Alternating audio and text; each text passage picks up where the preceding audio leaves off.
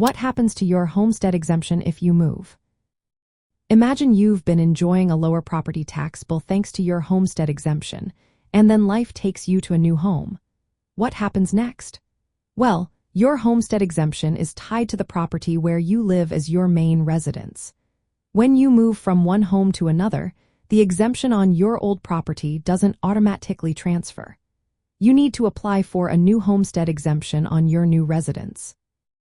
This means you lose the exemption on your previous home once you move out, and you have to file a new application for the new place to get the benefit there. Now, in some states like Florida, there's a special rule called portability. This allows you to transfer the tax savings from the Save Our Homes assessment limit from your old home to your new one.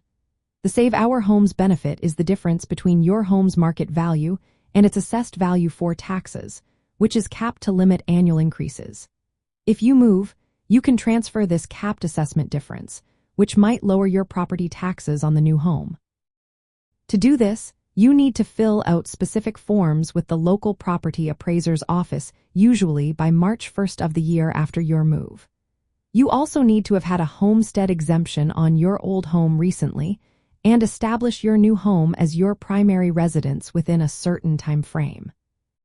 From an elder law point of view, understanding these rules is helpful for long-term care and financial planning. Seniors often depend on the homestead exemption to keep property taxes manageable, helping preserve their savings. When moving, whether to downsize, move closer to family, or go into a care facility, knowing that you need to reapply for a new exemption but might be able to transfer some tax benefits can help you plan better. It's also important to own and live in the new home as your main residence to qualify for the new exemption.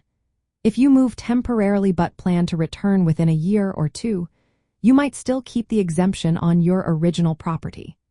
Some states also have special exemptions for seniors, disabled individuals, or veterans, which may require new applications when you move. Missing the deadline to apply for a new homestead exemption can lead to losing the tax break and paying more in property taxes.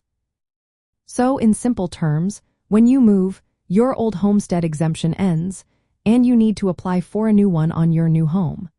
But if your state offers portability, you might be able to transfer some of the tax benefits, which can help keep your property taxes lower. Knowing these rules helps protect your assets and plan your finances wisely as you change your living situation.